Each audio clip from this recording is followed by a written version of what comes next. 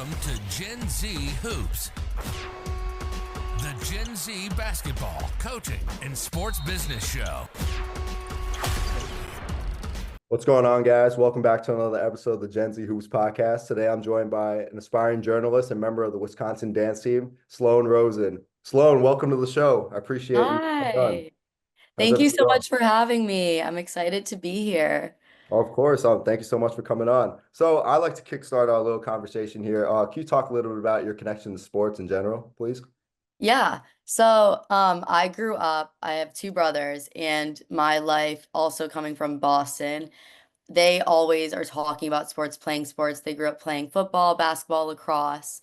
I always went to their games, and then also growing up in Boston, huge sports fan, whether it's the Patriots, Celtics, Bruins, or Red Sox. I was always going to games with my family, which was always super fun. I mean, now I'm in Wisconsin, but I still always am rooting for them.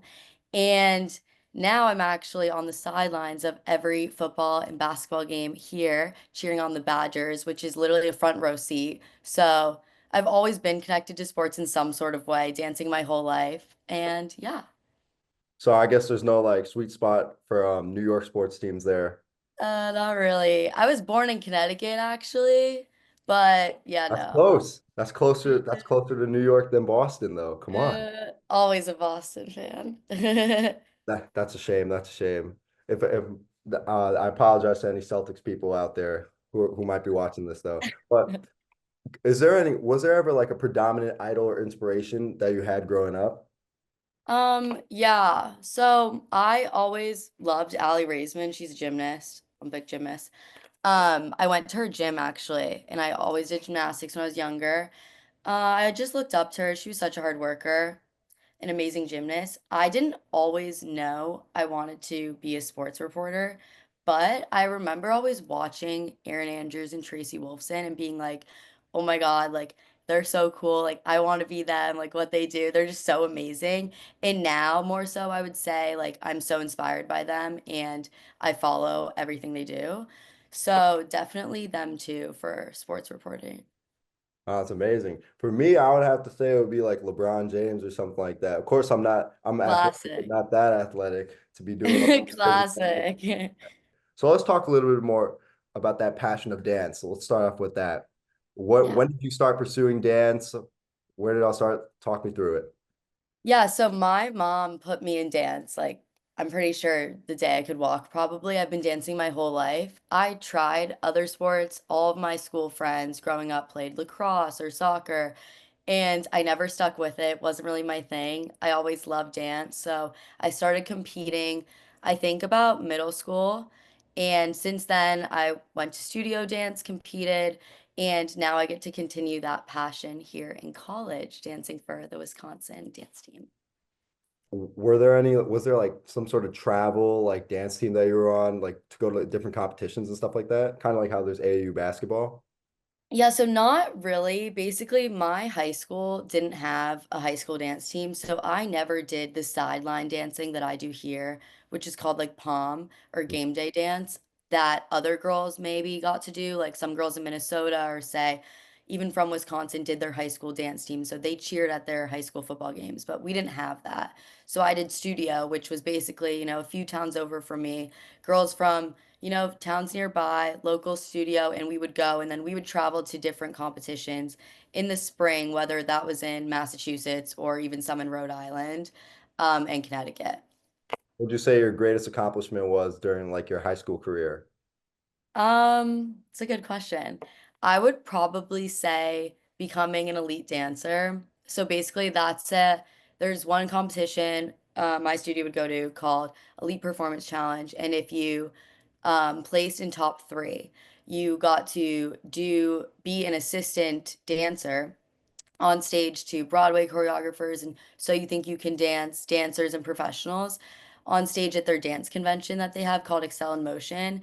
And I did that for probably, I think, 4 years. And it was such an amazing experience being able to be on stage and assist them while they teach, younger dancers at these dance conventions that I even used to dance at, like as an actual dancer, in the ballroom. But then I got to finally be on stage and working hard to become an elite dancer and pushing myself to make that because that didn't always come easy for me. I like say I went to a competition, I didn't get it, but I always knew I want to be an elite dancer. Like that's so amazing. I would go above and beyond and keep pushing myself to do like what can I do better? Watch the judges' comments and say, "Oh, okay, next time I'm gonna fix all of this." So yeah, becoming an elite dancer was definitely one of my greatest accomplishments.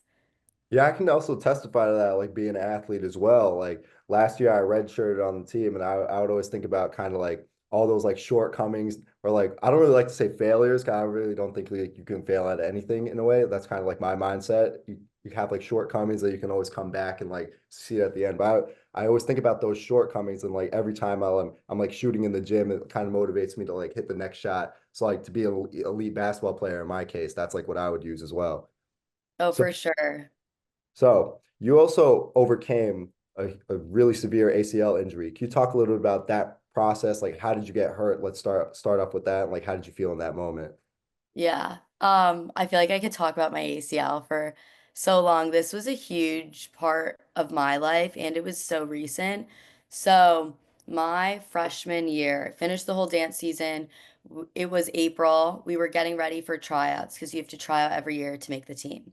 Right. And we were at one of our last practices. I think it was the last practice. And I was doing a trick. It was a round off back layout. I actually have a video of it somewhere. Um, and I hadn't done it in a while, but I was like, okay, I'm gonna get back into it at tryouts. So I did it on one of the cheer mats, and the way I landed, my knee just tore my ACL. I was on the ground, hysterically crying. It was horrible, but I had no idea like what it was gonna mean. So from there, I was on crutches. I was like so fast. I was like, we need to figure out what this is. Like, I need to get it fixed. Like, I need to be back dancing. Yep. And so, like, the next day, I was with my trainer, and then we finally scheduled an MRI, got the X-ray MRI, and we found out that I completely tore my ACL.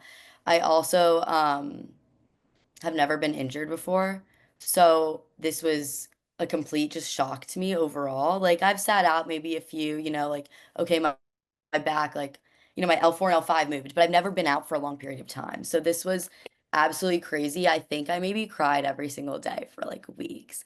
And when I found out I tore my ACL, I was like, I need to get surgery literally as soon as possible so that I can be back dancing as soon as possible.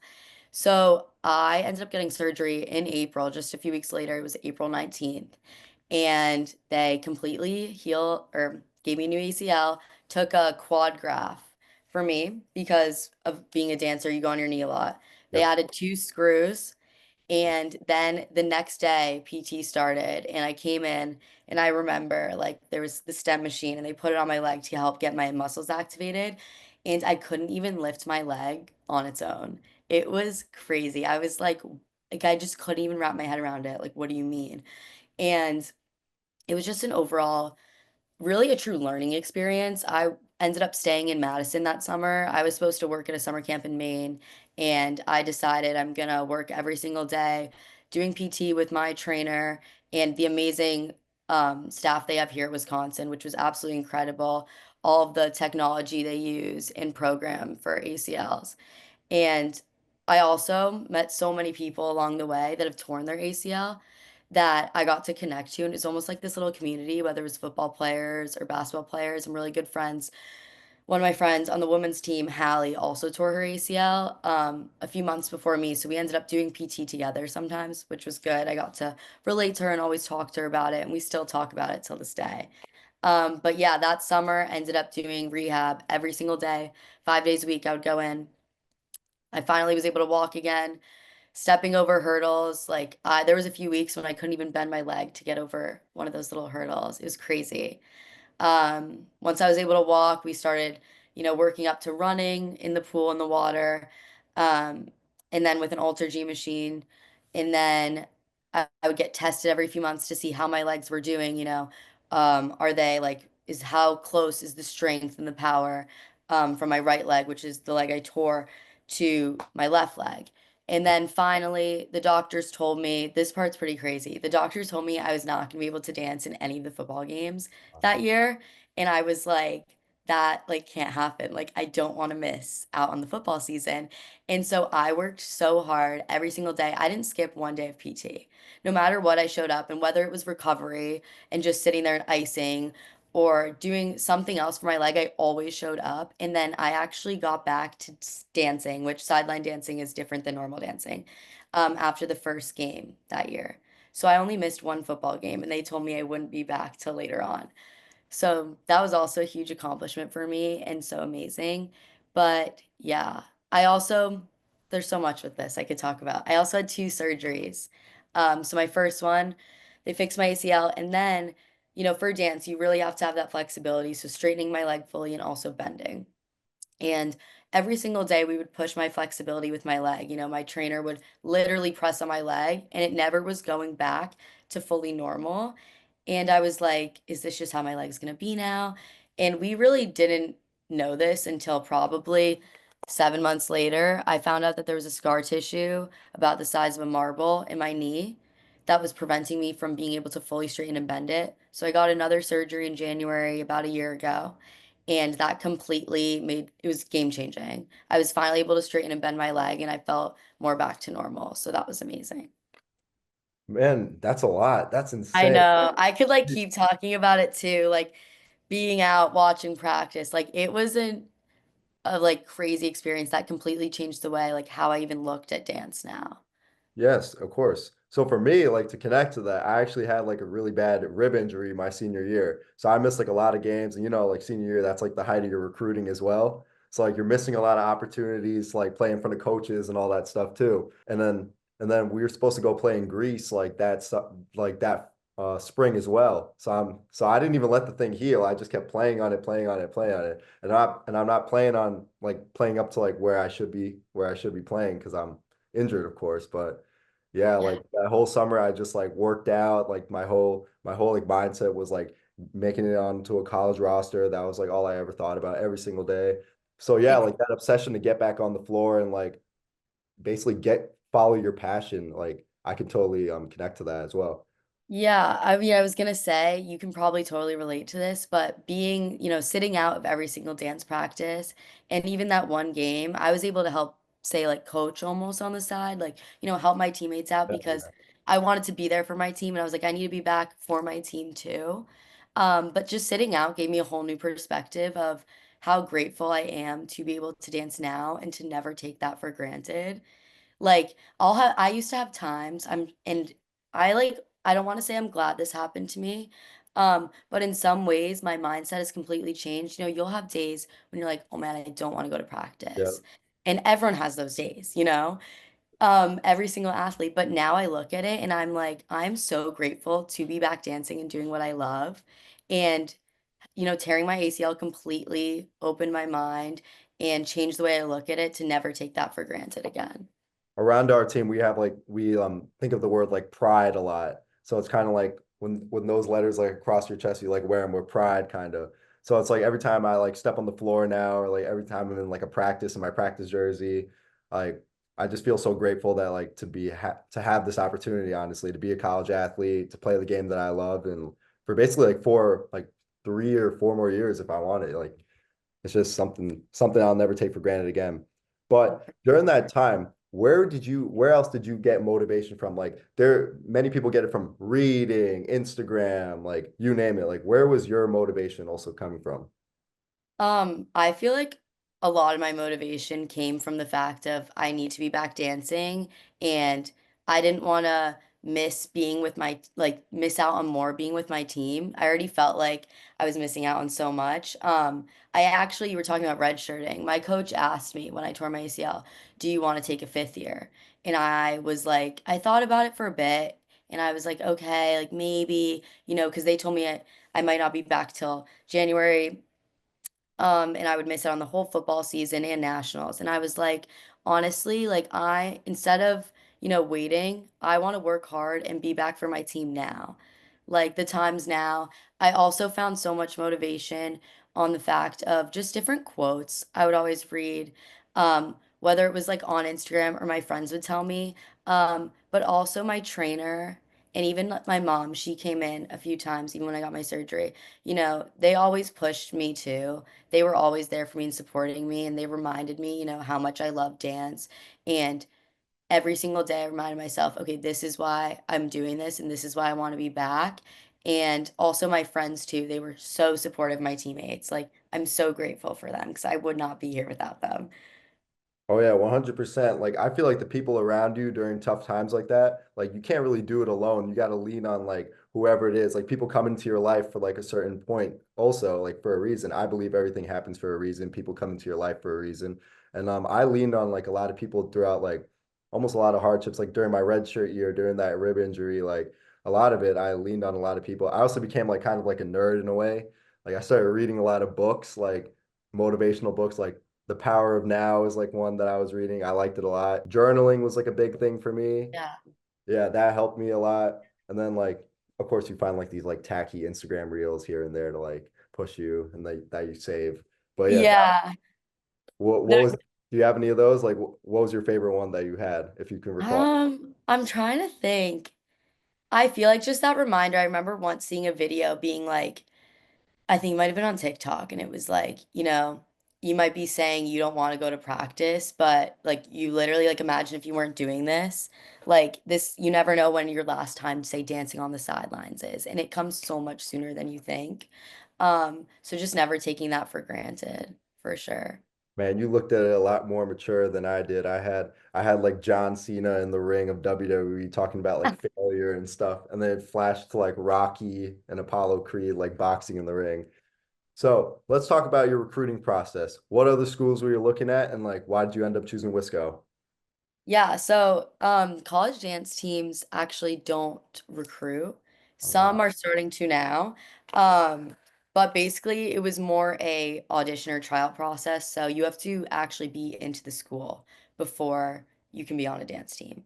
So I was also looking at Michigan dance team. I was looking at the UT Austin Pom Squad.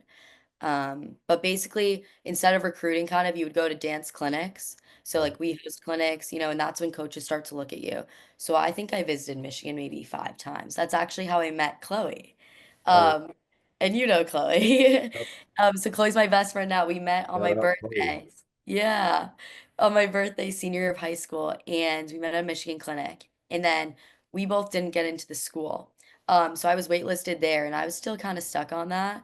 Um, but then I tried out for Wisconsin and I got the phone call that day saying you made the team for my coach. And I literally was like, oh my God. Like, and immediately, like, I was like, I'm gonna take this. Like, this is the best thing that's ever happened to me. Like, I loved Wisconsin too.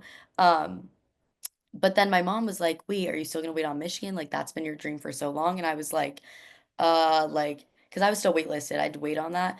But I was like, wait, no, I'm gonna take this instead. And I am so glad I did. And I do not regret that in one single bit. This is Wisconsin here being on the dance team has been the best thing ever. And I'm so glad that it worked out this way.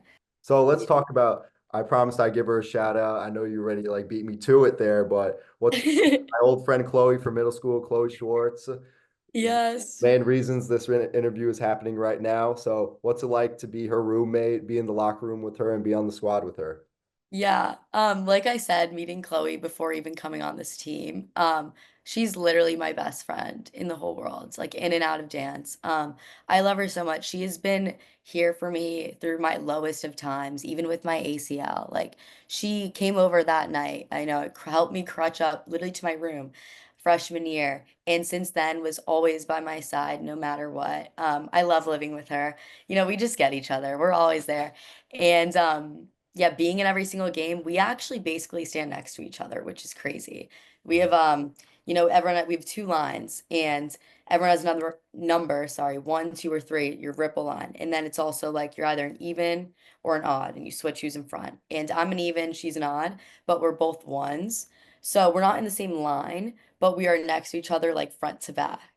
So, just being with her at every single game and literally whether it's an insane play or something absolutely amazing just happened or, getting hyped up with the crowd when it's literally everyone's so loud, whether it's in the Kohl Center or in Camp Randall, and just looking at each other and literally being like, this is the dream. We're living the dream is the best feeling ever.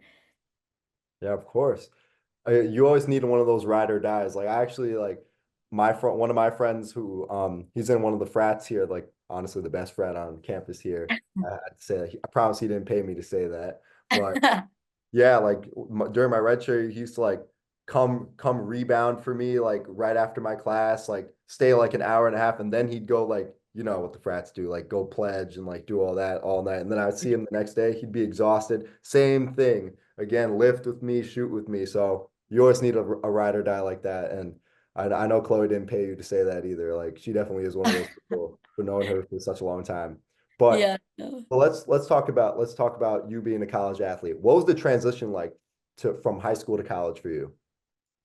So growing up dancing, I kind of always had to be really good at time management. So I'd go to school every single day, but then I would dance for 3 hours at night. And, I finally understood time management, but here it definitely is a bit different because there's so much more flexibility. But I guess going into college, having those time management skills really helped. But also being a college student athlete. I feel like managing the times when, say, we wake up for lift, for example, twice a week at 5:30 in the morning. We lift from 6 to 7, using that time after before class. And then we practice late at night. We go 6:30 to 9:30. And ending at 9:30, it's like, okay, then you're gonna come home and go straight to bed. Like knowing me, I'm not gonna get work done. So just figuring out how to time manage that. And then also coming into college and being able to represent something bigger than myself in Wisconsin. Like we were talking about earlier, wearing that dub on my chest with Yeah. pride. We talk about a lot on my team. Um, and just being able to be an ambassador for the school and being embraced in what I love, sports, and cheering on sports is the best thing ever. And I love that. Let's talk about game day. Do you have a certain like game day ritual or something that you do before you take the field? Or Yeah. Um, yeah, one thing I do, it actually usually is with Chloe because we're near each other, is I always say good luck, I love you, which one of my best friends in high school used to do that to me every time before we go on stage. And I always am like, good luck, I love you. And they have to say it back to me, the exact words, good luck, I love you. But then another thing is we wear these dub stickers on our like, face. And starting freshman year, I was always so scared to do it myself and like put in the wrong spot, which I ended up doing one time when I had to do it by myself because we had to do a tattoo. But usually we wear stickers, and I always have someone put it on for me before the game. I never do it myself. In freshman year, it was this one girl, Sammy, who I looked up to. She was a fifth year though. But now I always just have one of my teammates or friends put it on for me before the game. oh, that's nice. For me, I would have to say, like, I'm kind of like a weirdo. I kind of always eat some sort of junk food for some reason. Yesterday, it was a big cookie from the vending machine. I sent one of the assistant coaches, and everyone was looking at me like, "What are you doing before a game?" And I was like, "Dude, I'm hungry, man." And then, of course, he said like a little prayer and the national anthem, and then you're ready to go. What would you say your favorite game that you've danced for is in your career? That is a tough question. I mean, there's been so many good ones here. I have a few, I feel like. My first game was so memorable, running out. Of the tunnel the first time of Camp Randall, seeing those 80,000 fans, that was a feeling I can't even describe. And that was the craziest thing ever. Even that game, just standing there, and I was like, oh my God. Like being around all of those fans with football game playing right in front of you, it was the most amazing feeling ever. I was like, this is not real life. Like, this is Like a an I dream. made it moment, right? Yeah, like I finally made it because I always wanted to dance on the sidelines, and be an NFL or NBA dancer. But dancing in college and doing this, I literally was like, oh my God, I finally did it. Also, I would say when we beat Marquette and Arizona, storming the court was sick. Like we actually stormed it, I think it was like a month or two ago. We beat Arizona. And then last year, Marquette, sick. Like that was just so fun. Cole Center was packed. It was so loud. Like we always do this cheer. It's like, oh, and the whole crowd in stadium is bumping, and it's so cool. And then storming the court at the end and being out there with everyone was just an amazing feeling. Um, and then also my freshman year, we went to Brew City Battle, which was cool. We got to go to American Family Field, and they actually set up a basketball court, and we cheered at the women's and men's games in Milwaukee, which was really cool. And then, yeah, football games in general, like playing Bama this year, that was just sick. I mean, the stadium was packed, like completely filled, so loud, so fun. So what would you say your favorite sport is on campus besides your dance team, of course? It's hard. I feel like a lot of people always ask me, do you like doing football or basketball games better? I love football games because, that's an all day, I guess, experience. We do pregame dance stuff before performances, and Right. then, the game's so much longer. Um, and the crowd is just absolutely amazing at Camp Randall Stadium. And I love night games, but also basketball being Very right good. there in the fast pace. Like I do love basketball too, so I don't know if I can pick one. Like it's so hard. My favorite's when we have weekends where it's like basketball game Friday, football game Saturday. That was my birthday weekend this year, which was super fun. I think I know what the right answer should be, but You probably are like, yeah, say basketball. exactly. Let's talk about your following. So it seems like you built a really big following on TikTok as well as Instagram. So can you talk a little bit about how you were able to build such a platform for yourself? Yeah. So I've always kind of liked using my social media, posting a lot. And then I guess once TikTok finally started to get to become bigger, I was like, okay, I want to post more. But it wasn't easy at first. I feel like I had a really hard time to just post, like all the content I made because I would get scared of what people think.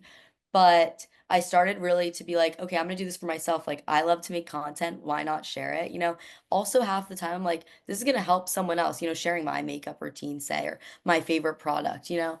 Right. So I guess now more so building that and continuing to build that, I'm kind of have the mindset of who cares what other people think? Like I'm gonna do what I want to do, what I love to do, which is make content. But yeah, it definitely wasn't easy for sure. You are also a brand ambassador. So I see like brands like Coach Bags, White Fox, and Click. So how does it feel to have that big of a platform for yourself and being able to promote these products and brands?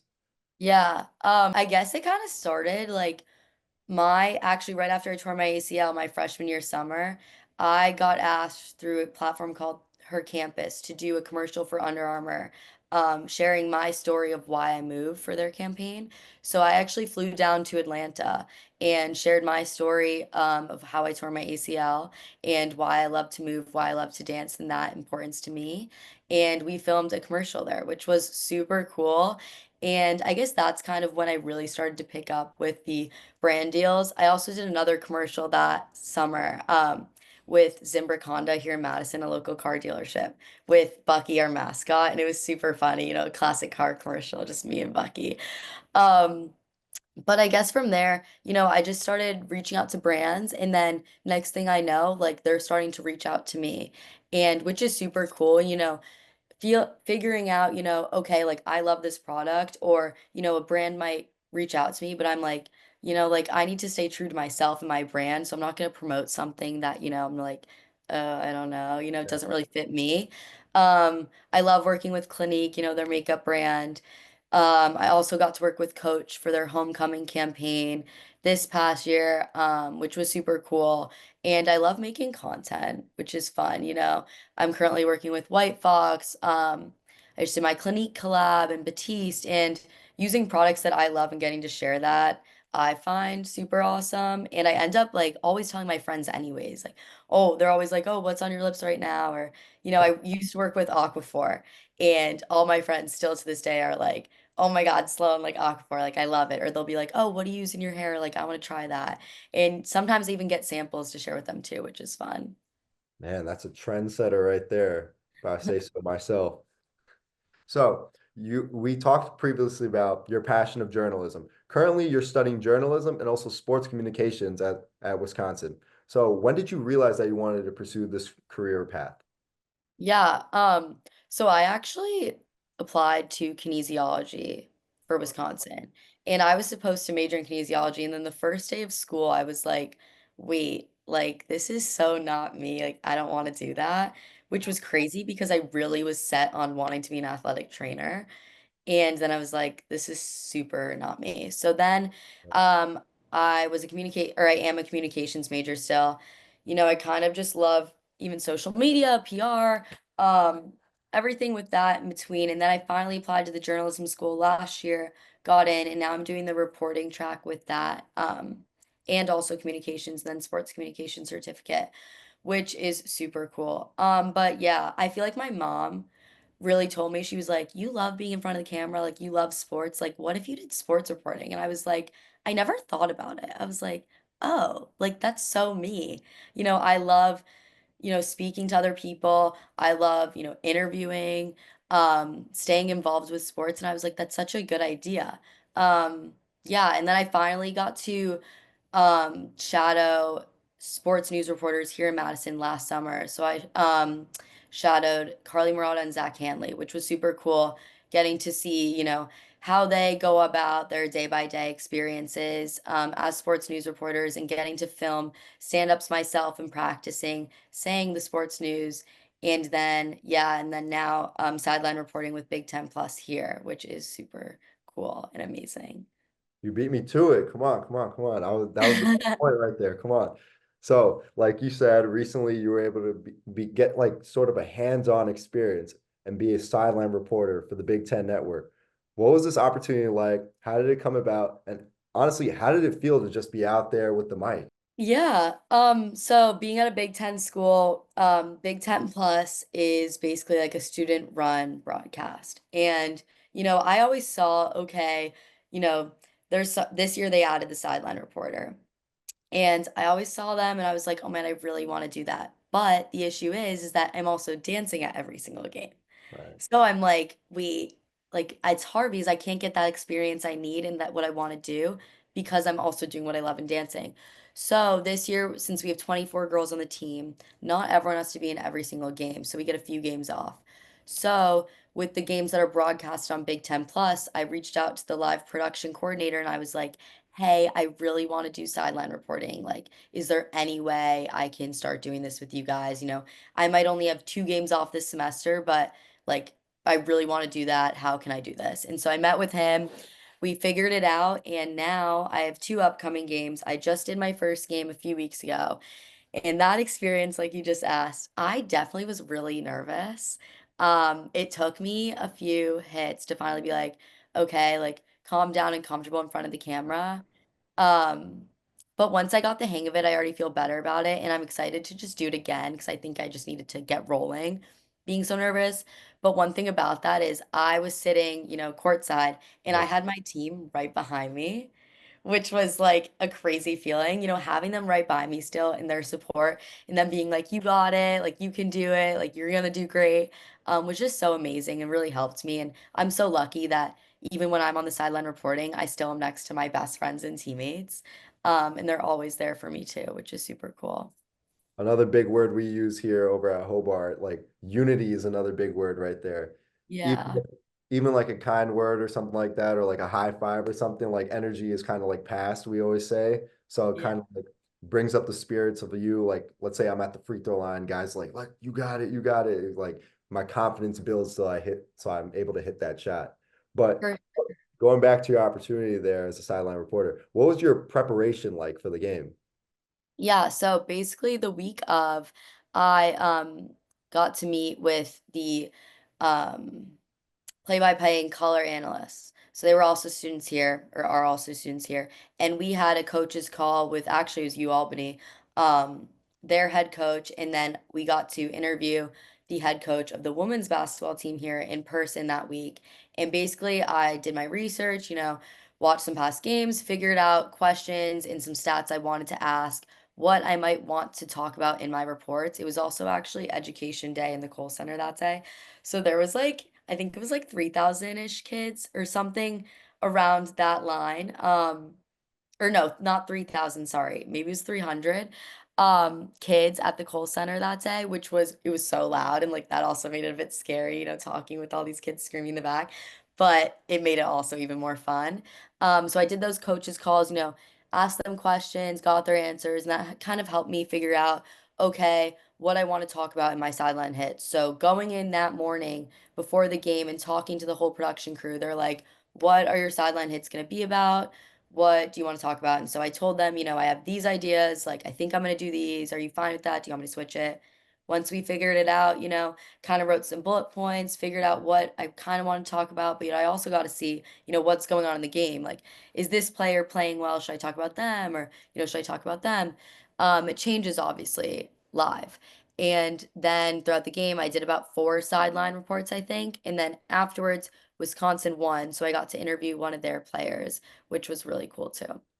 Did you feel like as you kept doing each interview, you got a little more comfortable and like the jitters like ran away?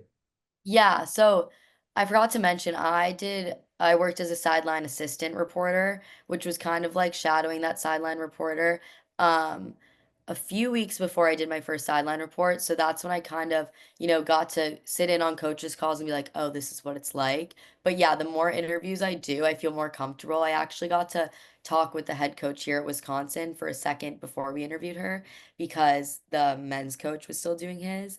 And she was like, I was like, I'm on the dance team. Like, I love being with you guys. And she was so nice. She was like, if there's anything I can do to help, like, let me know to make you feel more comfortable. Cause I was like, yeah, I'm a bit nervous.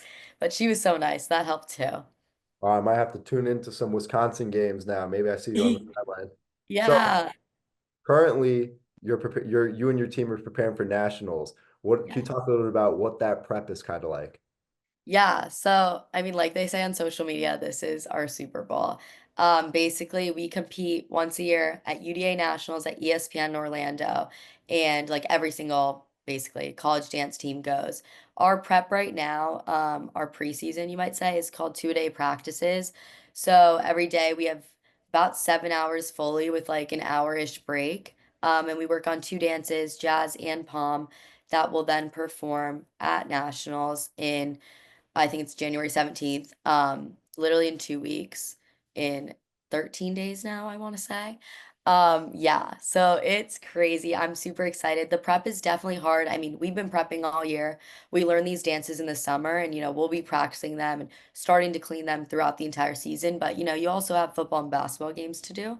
So it's balancing both of those. Even right now, in these 2 days times, we have basketball games. Like next week, we have a men's game. So we'll have practice that whole day and then dance at the men's game at night. So it's definitely a grind, but I love it. And just being back dancing with my team is an incredible feeling. And I'm so excited to finally be back on the national stage with them. Like it makes me emotional, finally being able to dance and be like, wow, I did it. Like I'm finally back. And so I'm really excited to do it. Of course. But I have one question actually. This might be a Yeah. little dumb, but do the dances vary from basketball to football to your nationals? Like, are there different dances that you have to memorize? Kinda, yeah. I mean, definitely from game day to nationals. So, I guess football and basketball, we have all these sideline dances. We call them fight songs, and they're short dances that, you put on any song, and we have the same counts, but, it can go to any song. And then we'll also have like songs to our traditional band songs. Wow. Um, so those are for football and basketball, and then we'll also do timeout dances. So we might learn a hip hop routine that's about a minute long that we'll do at timeouts at football and basketball. So those we might learn weekly or, every 2 weeks and then do different ones. So those vary too. And then our nationals dances are about, like 2 minute long dances that are completely different type of dancing than sideline. Like this is doing acro tricks, like complex turns, jumps, and real dancing versus sideline is more like palm game day, you'll see. But yeah, this is real dancing. So, our bodies are going through a lot right now, Yeah. but it's so worth it. And I love the grind. Thank I wish you the best of luck going forward. you. Thank But I you. what I always ask all my guests, this last question, because it varies for everyone. What are your future aspirations for your career going forward? Yeah. I mean, mine's a bit of a conflict because they both are on the sidelines, but I really want to be a sideline reporter for whether it's football or basketball, but I also really want to be an NFL cheerleader and NBA dancer. So it's definitely something to figure out, how I can do two in one. And I'm not exactly sure how that would look, but I really want to do that when I'm older. Of course. Well, Sloan, thank you so much for coming on the show today. I wish you the best of luck with nationals. Thank you, and good luck with everything with you too. Thanks for listening to Gen Z Hoops. Make sure to follow, like, and subscribe on Instagram, LinkedIn, and all major social media platforms at Gen Z Hoops. You can tune in and subscribe on Apple Podcasts, Spotify, YouTube, and every other podcast platform on the planet. Get ready for the next episode.